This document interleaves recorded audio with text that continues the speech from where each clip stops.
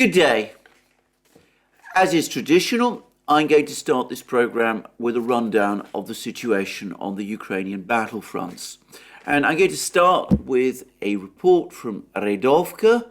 This is the Russian newspaper that regularly publishes information from the battlefields. It's got a large group of reporters operating on the battlefields in Ukraine. And as I've said, it has its biases, which are obviously pro-Russian, very strongly so. But in general, I find its reports, it's reliable. And this is how it describes what happened over the previous day, 23rd March. It says that in the Svatovo-Kremennaya area, the Russian military destroyed 5 Ukrainian reconnaissance groups, and the Russians are continuing to push in the areas of Sinkovka, Griniakovka, Stelmakivka, and Novozelovsky. There's scattered reports across the Russian internet that the largest, or at least the most powerful strike forces of the regular Russian military are concentrated in this area, and that the Russians have been steadily pushing westward. As I said, they've now reached Kupiansk itself.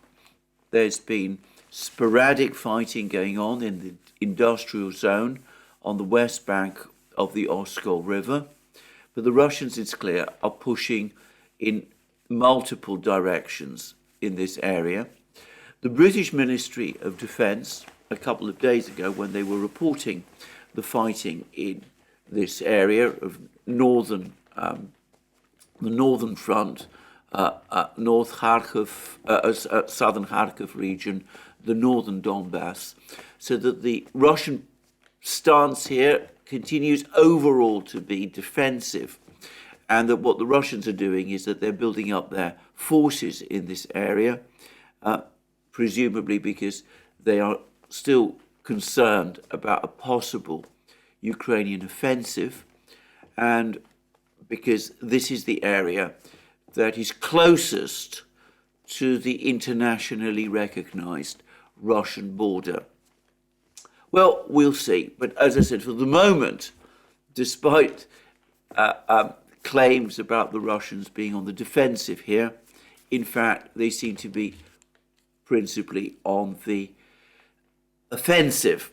And then the Avdeyevka report takes us to Bakhmut. It says battles for Bogdanovka and Orekhovo-Vasilyevka continue. In Bakhmut, Wagner fighters have advanced in the area of the Avant-Garde Stadium. Fighting is going on at the intersection of Tchaikovsky and Kursinsky Street, and the road through Khromovo is out under Russian fire control, and on the outskirts of Ivanivska, Krasnoye, as Avdeyevka refers to it, fighting continues to be underway. And by the way, on the topic of the fighting in Bakhmut, the ongoing fighting in Bakhmut, there's been various other reports, including a rather interesting one from a man called Oleg Tsarev. Oleg Tsarev is a former Ukrainian politician, a rising star at one time in the party of the regions, which was president of Yanukovych's party before it was outlawed in Ukraine. He now, I believe, lives in Crimea. There was some speculations or rumors at one time that he was involved in some kind of coup attempt against Zelensky, which he ridiculed, quite properly in my opinion. And there was also some suggestions, as I seem to remember, from the British before the war, that Tsarev was being earmarked by the Russians to set up some kind of stooge government in Kiev once Kiev itself had been captured by the Russians, which of course has never happened, and which he ridiculed also. But nonetheless, he is well informed, and he has got various contacts, and he does provide information from time to time, and this information which he's now provided was not exactly information. This comment he's provided, which I should say I would take with some hesitation, but anyway, he says that Bogdanovka, Kromovo, and Ivanovskaya, these are the three settlements, and any of them, the capture of any one of them will complete the encirclement of Bakhmut. The situation will change dramatically when at least one of these three villages is taken. Every day there are bloody battles. Wagner move forward despite at least a twofold superiority in manpower on the part of the armed forces of Ukraine. Now, the last point, as I said, I would stress we should take with a great deal of skepticism, but and of course we also had that other report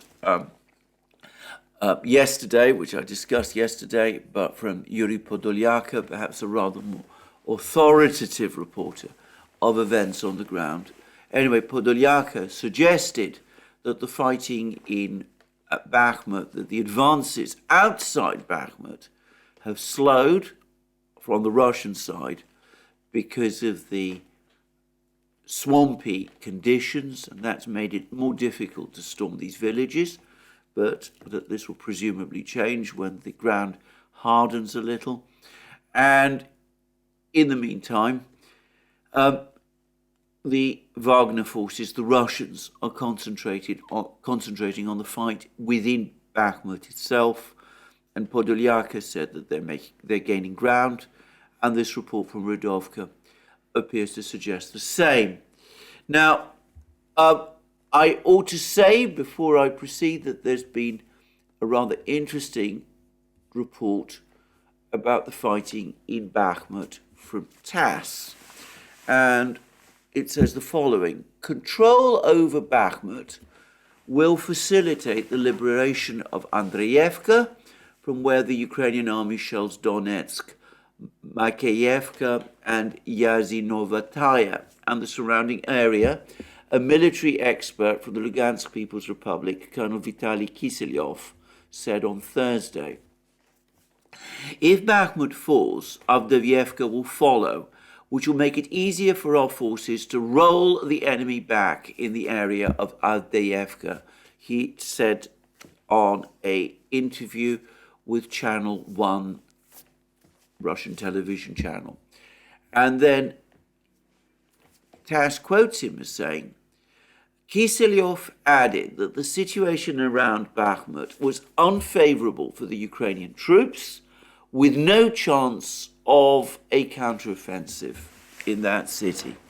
So this is one report from one Russian official who is skeptical about these reports about a Ukrainian counterattack in Bakhmut. He seems to think that this isn't realistically going to happen, and the talk of a counterattack in Bakhmut by Ukraine is far-fetched. Now, he may be right about that, he may be wrong, but there is one Russian official, one Russian military official, quoted by TASS, who is skeptical about this idea. Now, one other person has been talking about Bakhmut, and that is none other than Yevgeny Prigozhin. Now, Yevgeny Prigozhin, as I said, provided us with a fairly helpful breakdown of the totality of Ukrainian forces in north-central Donbass and in the Kharkiv area. And he put the totality of these forces at around 80,000. And I think that's probably about right. He'd previously given the impression that all of these forces were concentrated around Bakhmut itself, but clearly, based on what he has most recently said, that is not true. I hold to my own guesstimate, and it's only a guesstimate, that the number of Ukrainian troops in and around Bakhmut is probably in the region of 30,000. And I suspect that the lower figures that some Russian officials are giving for the number of Ukrainian troops actually within Bakhmut, which is 9 to 10,000, is probably more accurate than the 18 to 20,000 that some people are saying.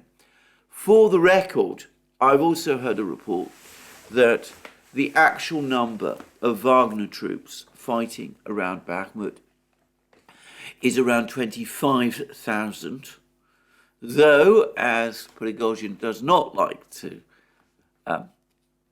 talk about, there are significant Russian regular troops located in and around Bakhmut as well. Anyway, that gives you my idea of what the relative balance of strength in this battle for Bakhmut actually is. Anyway, Prigozhin has also spoken about the not just about the Battle of Bakhmut, but about larger Ukrainian plans. He says that he believes, and I'm taking this from class, that the blockade of Crimea is high on the list of the Ukrainian military strategic priorities. Well, that's not difficult to work out. We've been reading about that and hearing all about that for months now. And then in a video interview uploaded on his Telegram channel, Prigozhin said that Ukrainian forces, under a certain scenario, might try to push towards Belgorod. The Svatovo-Kremennaya line might become their second target, and a third series of strikes would focus on Bakhmut. And then he says that their group around Bakhmut is located in Seversk, Slavyansk, Kramatorsk, Drushkovka, Konstantinovka, and Chasov Yar. The Ukrainians' main task is to retain these lines and push further. And that might suggest that Ukrainian positions are defensive as opposed to offensive. But then he goes on to say, the enemy might try to hamstring Russian forces in order to draw a 30 to 40 kilometer corridor for strikes in the third direction towards Lysychansk, Severodonetsk, Baltsovo, and Lugansk, with the aim of cutting the Lugansk and Donetsk People's Republics in half. Well, that was what the Ukrainians tried to do back in 2015, and it turned out disastrously. But again, who knows? That might be part of the plan, but that again explains, if that's something that the Russians are generally concerned about, might explain why there's this heavy Russian concentration of force in the Svatovo-Kremennaya area, and why the Russians have been pushing the Ukrainians back there. And anyway, he then goes on to say, and this is from Prigozhin again, then of course they may try to build up forces in Dnieper, that means Dnipropetrovsk, for several strikes in the Zaporozhye direction, the Zaporozhye region targeting Berdyansk, Melitopol and Mariupol, their end game being Crimea's land blockade. After that, it is most likely they will try to deal with the Crimean Bridge and roll back the situation to the borders of 1991. So then he goes on to say that in order to avoid all of these rather disastrous things happening, it's important for Russia to capture Bakhmut, because that will release the forces, the Wagner organization forces, that are pinned down defending it. So this is what he seems to think. He seems to have swung away from a belief that the Ukrainians are going to launch a counterattack in the Bakhmut area. He's now appears to be saying that, in fact, what the Ukrainians are trying to do is to hold Bakhmut in order to lock down Russian forces around Bakhmut whilst they launch all these enormous strikes in all kinds of multiple directions. I'm going to say that Prigozhin is far from alone in thinking in this way. There are various other Russian commentators who are worried about possible Ukrainian offensives. I will come to that shortly. But I think that the thinking that he describes is probably too ambitious for what the Ukrainians have in mind. A couple of days ago, on the 17th of March to be precise, about a week ago, there was, by contrast, a report from in Politico, which basically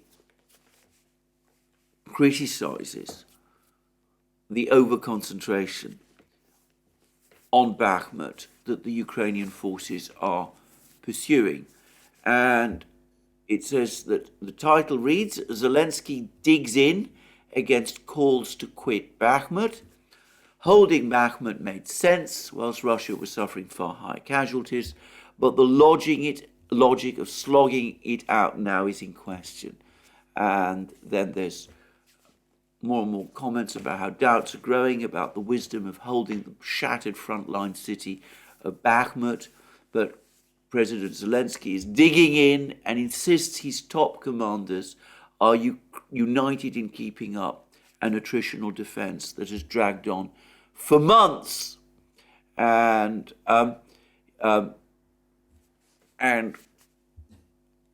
there's reports further down about how Ukrainian soldiers in the area are becoming increasingly disenchanted by this fighting, and that criticism has been growing, I'm quoting now, among some in the Ukrainian ranks and among Western allies about continuing with the almost 9-month-old long battle.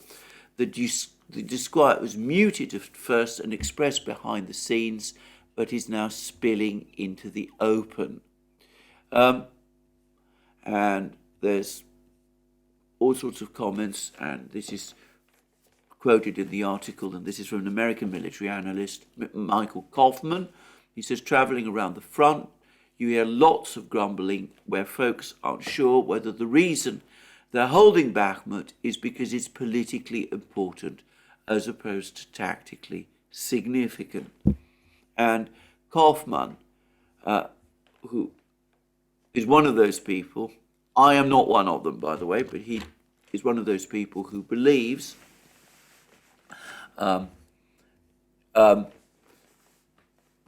that Ukraine has exacted more losses on the Russians in Bakhmut than it suffered.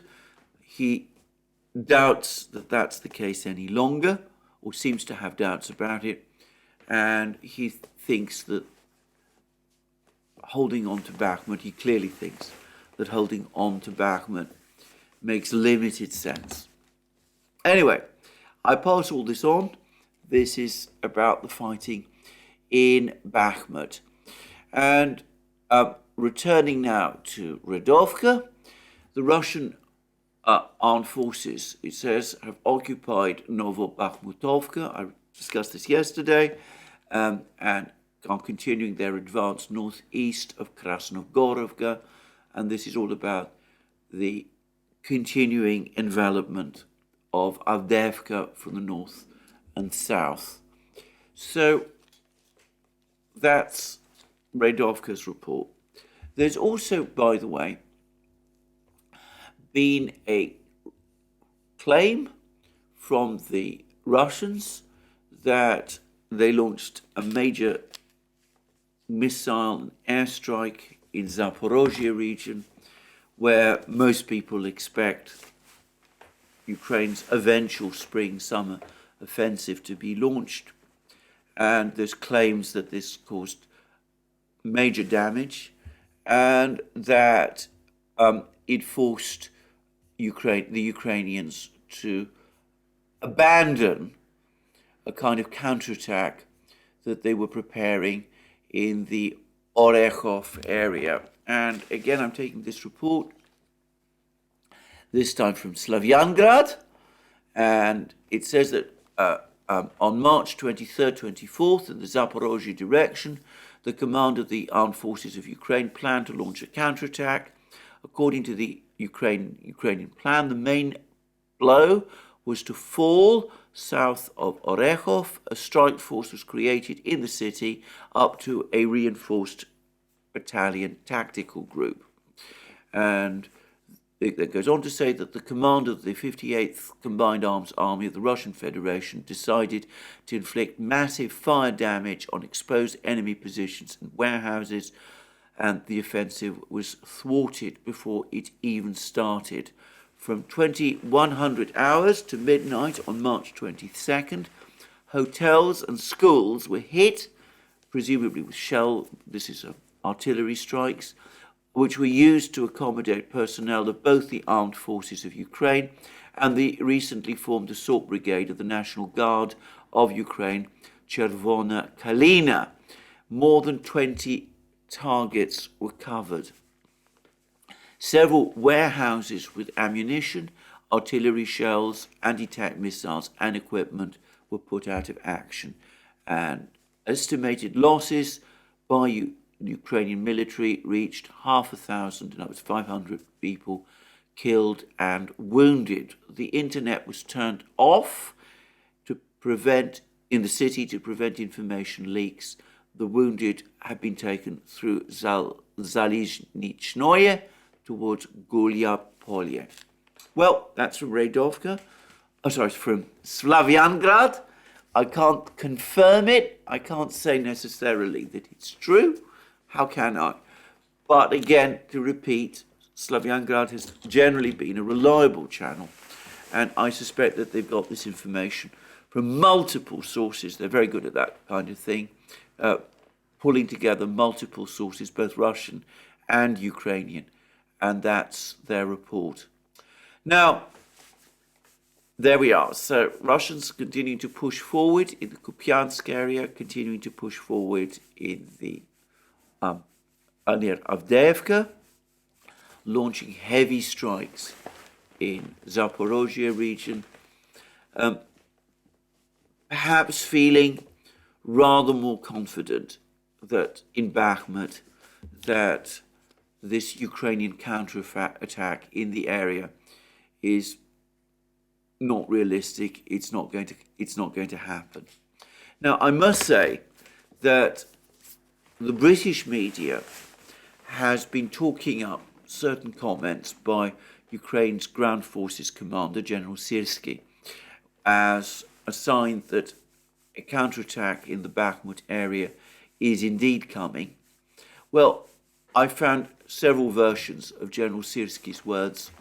I have to say that to me, it reads more like a pep-up talk, telling Ukrainian soldiers who are fighting in Bakhmut, cling on, we're going to win. We won before in places like ETHEREUM and Kherson region, and it's that kind of comment more than confirmation of an imminent counterattack. But the Russians, as I said, do believe that some kind of a counterattack eventually is going to come.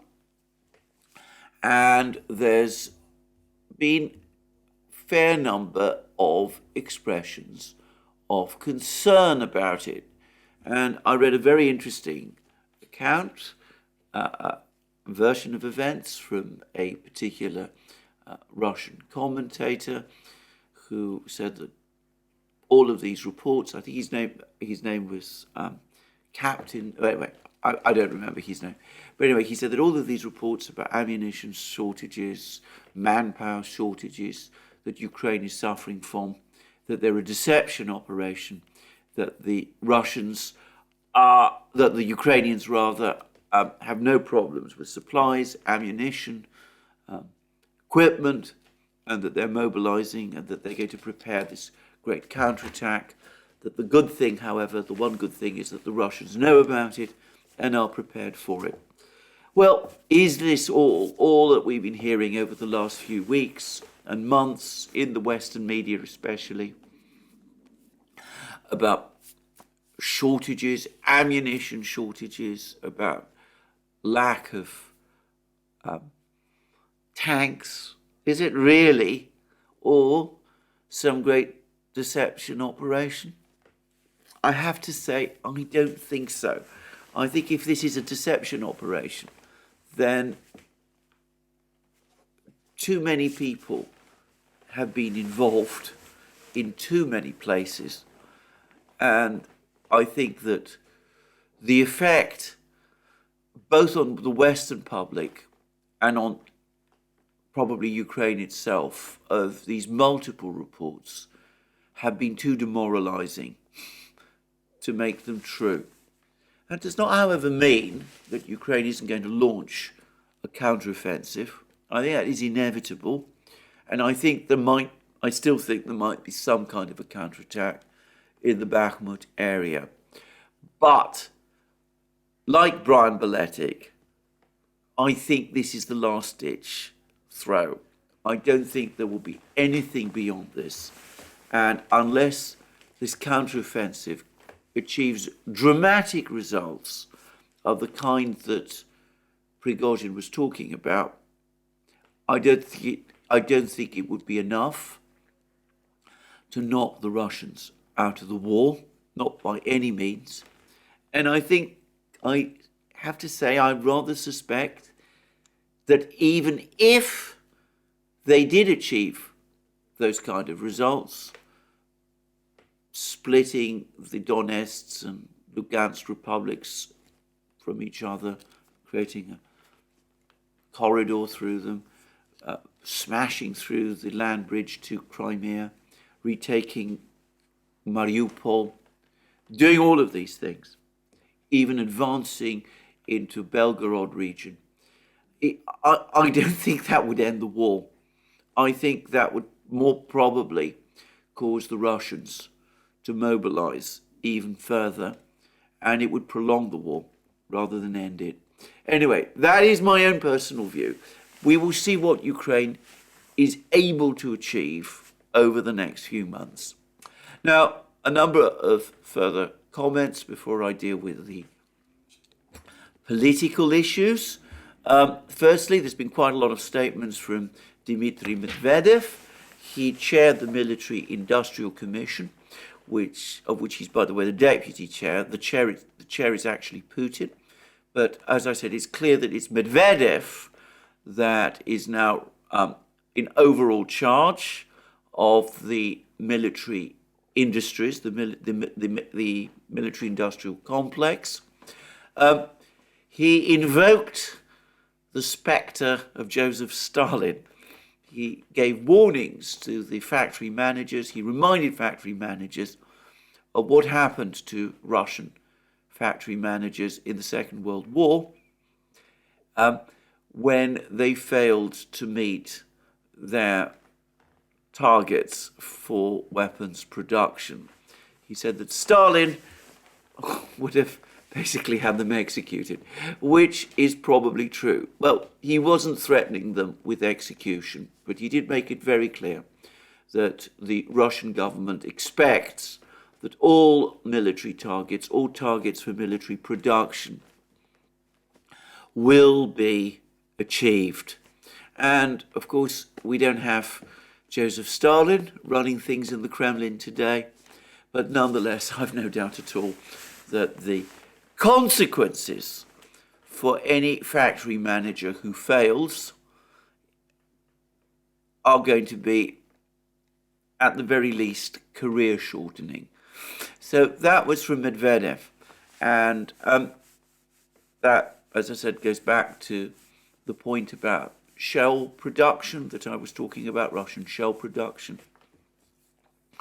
And I'm now going to disclose, I've had another email from him, from Brian Beletic, that it was in fact he who sent me the article from the Jamestown Centre, the Jamestown Foundation, which I've unpicked a few days ago. But he pointed out to me something else, that even if you assume that shell production in Russia was as low as this article from the Jamestown Foundation suggests, Russian shell production was still much greater than that in the West, which is absolutely correct. And it's perhaps an important point to bear in mind. Anyway, let's move on to the geopolitical topics, because we still are seeing the reverberations from the Putin-Xi meeting in Moscow, and there's been much discussion around the world about what happened over the course of that week meeting, and I'm going to make a number of further observations. Now, I have been waiting for several days now to see whether the Chinese Foreign Ministry would provide us, or the Russian Foreign Ministry would provide us, with the actual text of the two statements, the two documents that the Russian and Chinese presidents signed over the course of their meeting. We know that there were such documents signed because the Chinese Foreign Ministry has provided a readout of parts of the meeting between Putin and Xi Jinping, and it says that on the afternoon of 21st March, local time, President Xi Jinping and Russian President Vladimir Putin jointly signed and released the joint statement of the People's Republic of China and the Russian Federation on deepening the comprehensive strategic partnership of coordination for the new era. Well, very interestingly, so far, I've not seen either foreign ministry, either the Chinese or the Russian, publish the text, the actual text of this document. The only report I have seen which actually gives us, or claims to give us, part of the text, was that report, quickly buried, by the way, by TASS, in which TASS quoted this document as saying that China and Russia will take steps to defend each other's core interests, which includes territorial integrity, sovereignty, security, and those sort of things. And I said in a program that I did on this channel a few days ago that hints at some kind of a defense pact. Now, it's most probably the case that the foreign ministries are holding back these documents, the joint statement on deepening the comprehensive strategic partnership, which is the core document. And there's a second document which basically sets out a vision, a roadmap for economic cooperation between China and Russia, all the way up to 2030.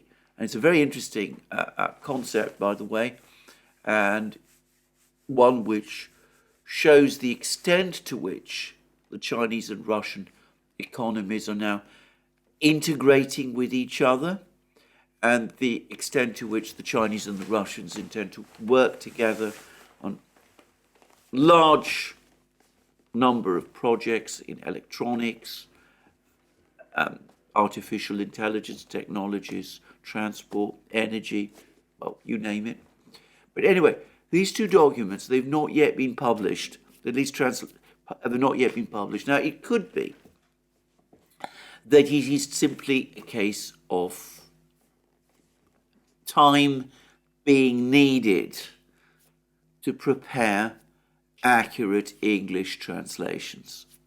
And that's perhaps and most probably all that it is. But I wonder whether perhaps there might be a further reason, and that is that the Chinese and the Russians are holding back publication of these documents for a couple of days, intentionally.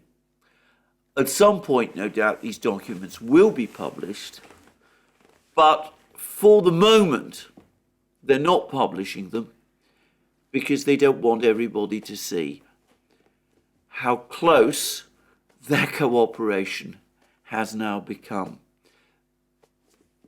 There's been a lot of discussion in the media about what the outcome of Xi's visit to Moscow was. The Western media, generally speaking, has taken, I think, two lines. The first is that Putin was somehow humiliated by Xi and disappointed by the outcome of the meeting, that Xi Jinping came to Moscow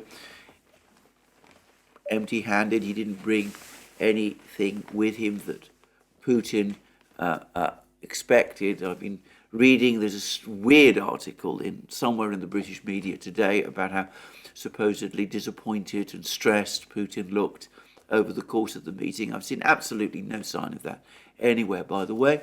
And of course, there's also been a cascade of articles and claims by Western officials, media reporters, about how Russia is the junior partner in this relationship, which, to be clear, it is.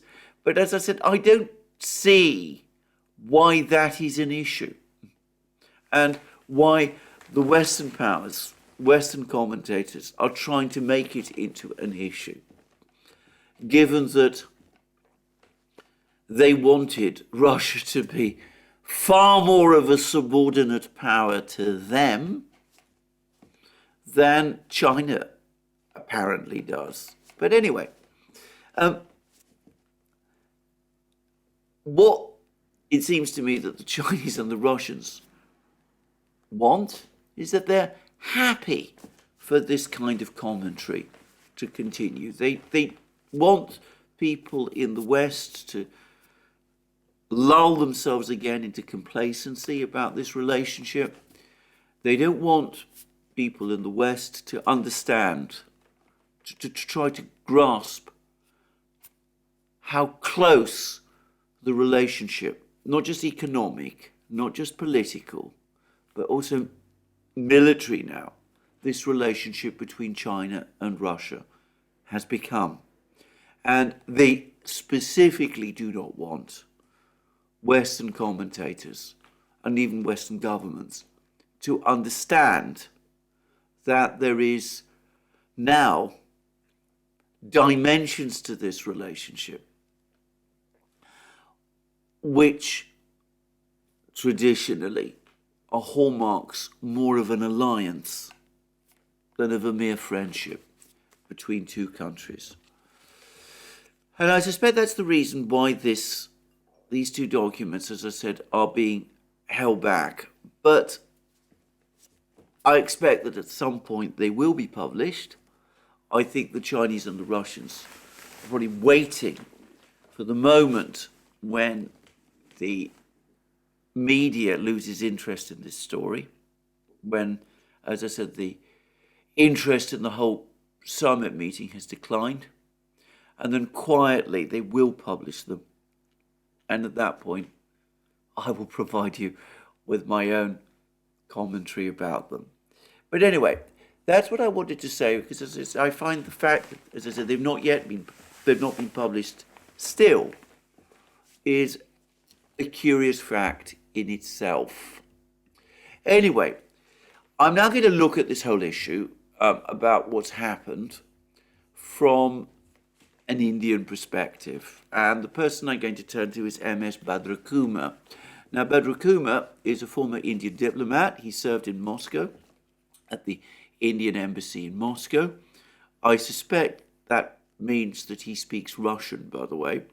So I'm not, of course, certain of this.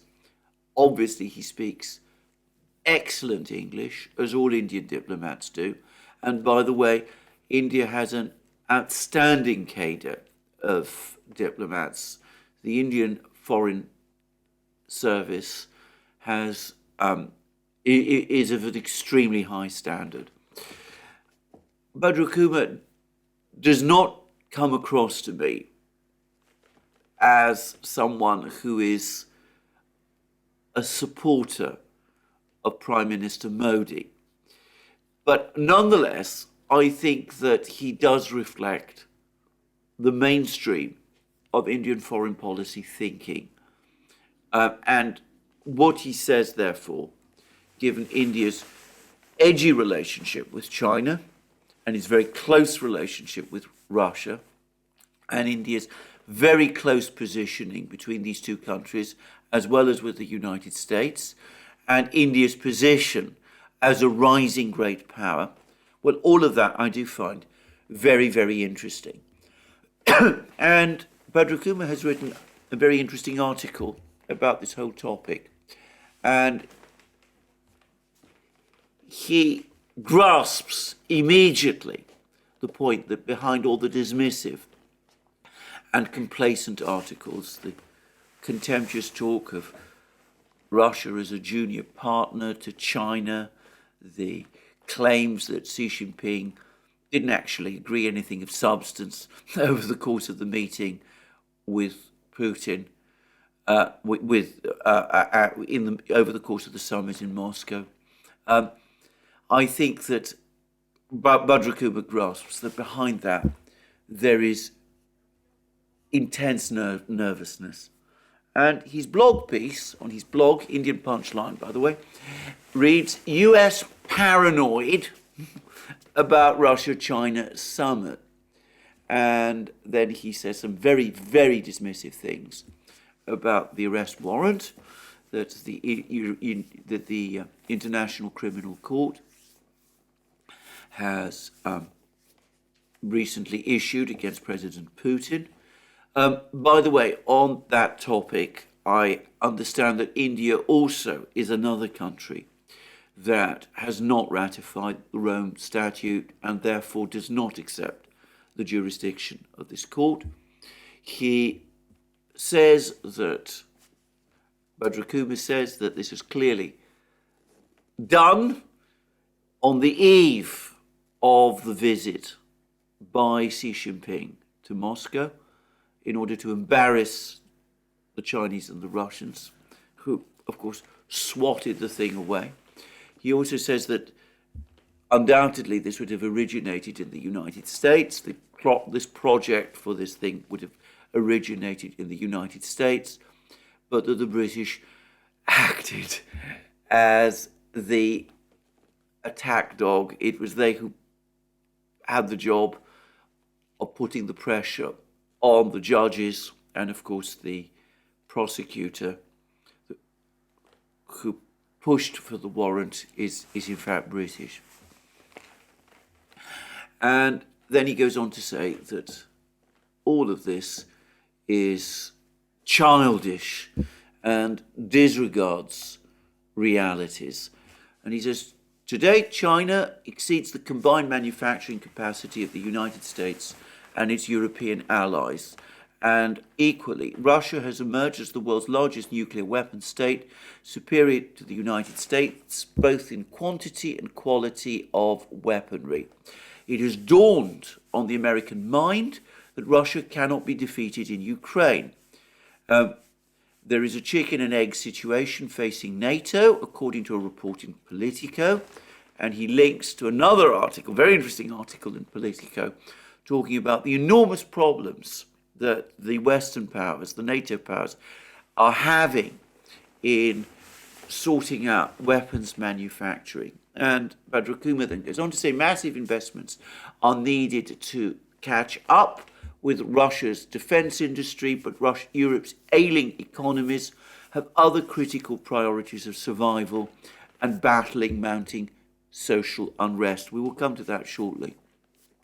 And then he goes on to say the notions of defeating Russia in a proxy war in conditions of sanctions from hell, and that was a quote from comments that were being made in the United States in the run-up to the war, have turned out to be delusional.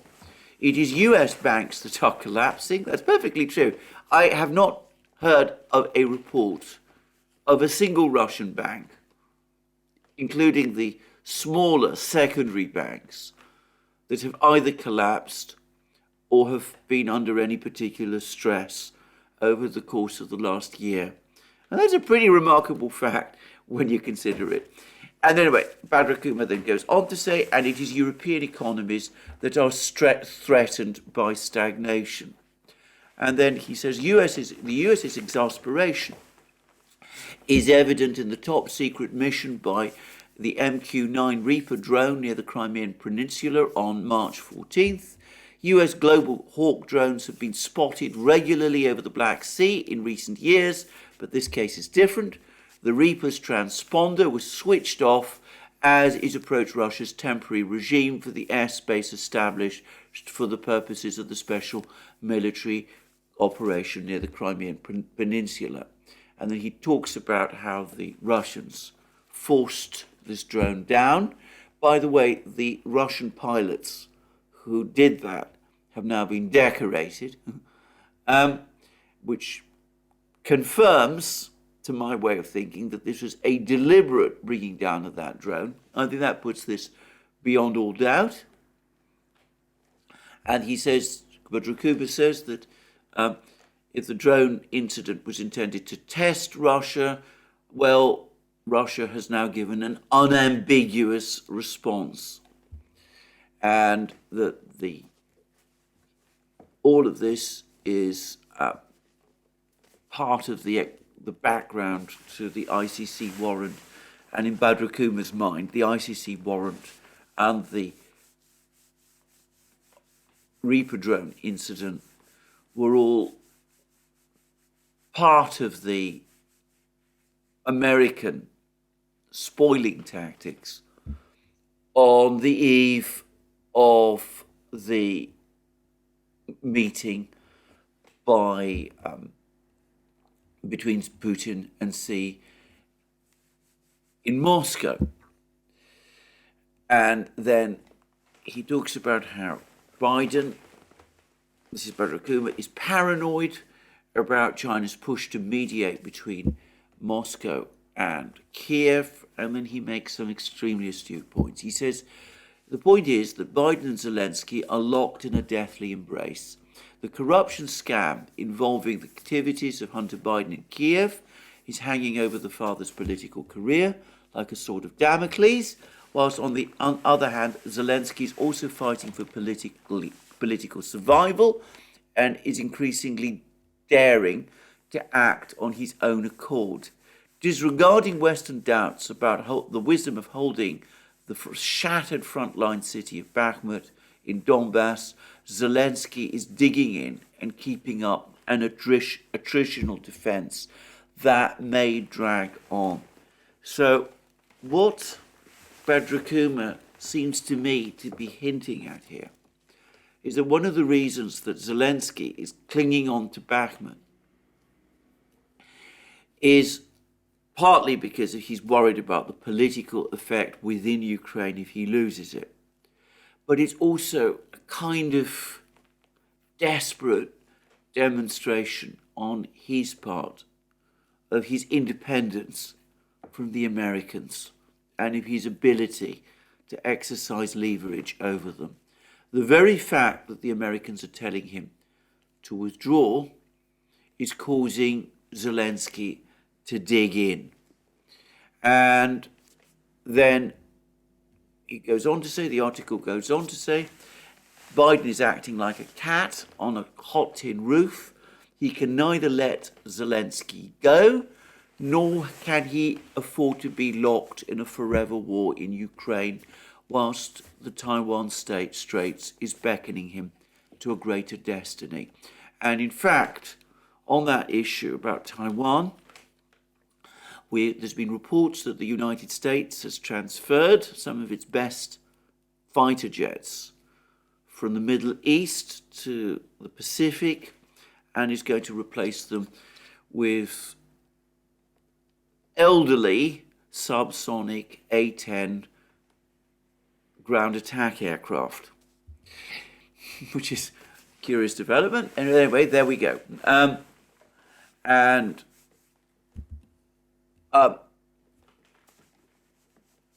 Bakhmut also speaks about Biden having a personal, visceral loathing of Putin, dating back from that famous argument, that famous quarrel they had back in 2011, when Biden on Obama's instructions, came to tell Putin not to stand again for president of Russia, and basically Putin showed him the door. So there we go, that's Badrakuma's view.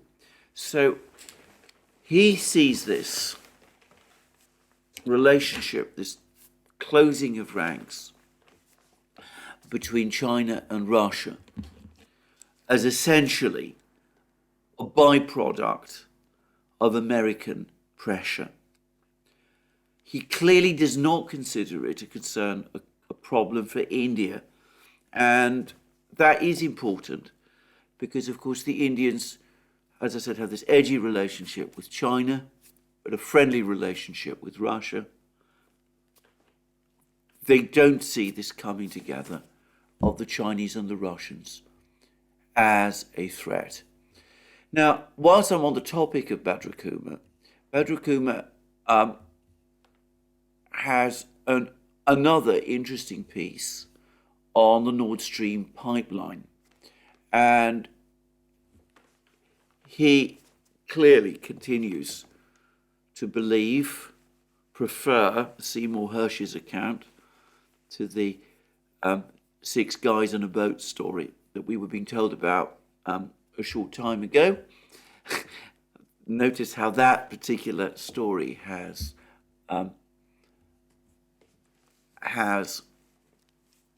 ebbed away. We don't hear so much about it anymore. I think it was too ridiculous to be taken seriously. Like some others, like John Helmer, Badrakuma clearly believes that Olaf Scholz, was personally informed by Biden about the American intention to blow up the Nord Stream pipelines, and that he agreed to it over the course of his visit to Washington in January 2022, January last year. By the way, Seymour Hersh apparently also thinks the same. And Badrakuma also thinks that this 6 guys and a boat story was cobbled together and signed off by Scholz and Biden during that rather mysterious trip that Scholz made a few weeks ago to Washington, where he met Biden in private without any other officials present. And Badrakuma makes the point that the story of the 6 guys in a boat began to surface just 4 days after this visit. It's all very interesting, and it may be true. It may be that Scholz did indeed know about this. But, I don't know. But then Badrakuma makes a very interesting and important point about Germany. Scholz is skating on thin ice. He heads a coalition of Atlanticists, but Germany is not yet a uniparty country. Unlike in the US or the UK, in the German political system, the public prosecutor who is investigating the Nord Stream sabotage is an autonomous entity who can't be ordered around by politicians in power. And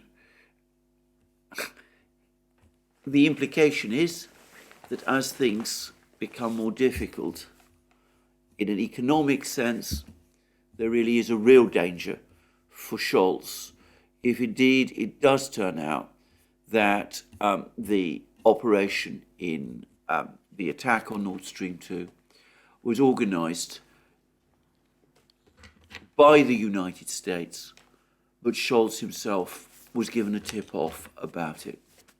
Well, anyway, that's Badrakuma about the Chinese-Russian talks, an Indian perspective on them, an Indian perspective on the American reaction. I do think that the international system has been shaken by this event, and it may not be a coincidence that today, even as I'm making this program, there are more and more reports of a deepening crisis in the European banking system, that the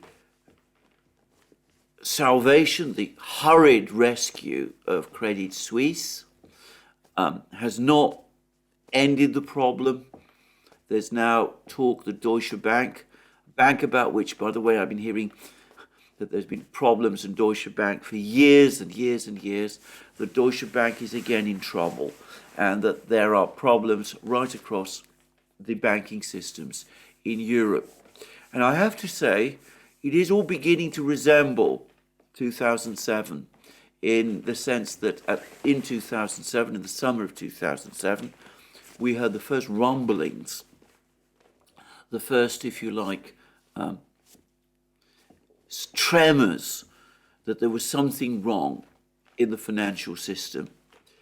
And then, of course, a year later, in the late summer, autumn of 2008, it became clear that those tremors were leading up to the giant earthquake, which was the global financial crisis. So we'll see what happens with Deutsche Bank. We will be discussing this at the Duran, but I'm going to make a prediction. If there is a global financial crisis of some kind, or at least maybe not a global financial crisis now, because the Chinese and the Russians, as we see, are busy working out their own things, and not a single Russian bank has buckled despite the sanctions. But if there's a Western financial crisis, then there are going to be some very, very important political results of that. Firstly, I would have thought that President Biden's prospects in that case of re-election will dim even further. And of course, if he's unable to handle the financial crisis effectively, might quite possibly disappear. But I'm also going to suggest that the focus of Western officials, of Western governments, whether they like it or not, is going to be forced, is going to be pulled away from the conflict in Ukraine. They're going to have to deal with the crisis much closer home. There's already major protests in France over the pension reform. President Macron found that he couldn't get it through the French Parliament, so he imposed it through his government by decree. The government survived a vote of confidence in the French Parliament, though by a much smaller margin than had been anticipated. There's now been a wave of protests across France, and Macron gave a speech in which he continued to commit himself to seeing through this pension reform, but in which my feeling was that he sounded both defensive and, at the same time, as he so often does, unnecessarily confrontational. There's now, for the first time, talk in the media that he might be forced out of the presidency, and I saw a report in the Financial Times which spoke about the end of France's Fifth Republic, the possible end of France's Fifth Republic, the present constitutional arrangements in France, which were basically established by President de Gaulle in the 50s and 60s, and which were seen as marking a break with the previous system, the so-called Fourth Republic that was set up after the Second World War. Anyway, that this would be the end of the Fifth Republic and might require France to create its Sixth Republic, a new political system, in other words, to replace the one that is failing now. Well, all very dramatic stuff, and I don't know to what extent it's going to happen. But certainly, if there's a banking crisis in Germany, if Deutsche Bank is in real trouble, well, I'm going to say that that will be the point when the crisis will become indeed global. And at that point, interest in Ukraine and the Ukraine war, except obviously in Ukraine itself, and no doubt in Russia, will move elsewhere. Now, all this is very surprising in some respects, because, as Badra Kuma correctly said, the whole purpose of the sanctions from hell that were imposed on Russia, was to provoke a financial crisis in Russia. There's been more information about the situation within the Russian economy, and I've said recently that current inflation, that Russian officials believe that the actual day-to-day inflation rate, annualized inflation rate in Russia, is now around 4%. The central bank is saying the same. But the official annual inflation rate in Russia is still around 6%. But that's lower than in Britain, where it's 10.4%, by the way, and it's lower in much of the EU, and I believe it's lower than in the United States itself. And that is an astonishing thing. I think that's the first time since the Soviet Union fell when inflation in Russia has been lower than it has been across the entirety of the West. And I'm going to make a guess, a prediction. I'm not absolutely sure that this is correct, but anyway, here it is. I think that this is going to be the new paradigm. I think that we are probably going to see a situation going forward where Russia's inflation rates are either the same or lower from this point on than in the West, and it would not surprise me at all if they remain lower than that in the West, and if the gap over the weeks and months and years starts to grow. And that would be a pretty astonishing thing, but there we are. Sometimes bold actions, and the sanctions from hell were certainly bold actions if they were nothing else. Bold actions can have unintended consequences. Well, at that point, I'm going to end today's program. There'll be much more from me, no doubt, soon. We'll see what happens with these Ukrainian counteroffensives and how they develop. And in the meantime, all that remains is to wish you, again, a very good day, to remind you that you can find all our programs, Locals, Rumble, all our programs are on various platforms, Locals, Rumble, BitChute, ODYSEE, Rockfin and Telegram, that you can support our work via Subscribestar and Patreon, links under this video, that you can check out our shop, buy yourself the great things that you'll find there. And last but not least, please remember to check the like, to press the like button and check your subscription to this channel if you've liked this video. That's me for today. More from me soon, and have a very good day.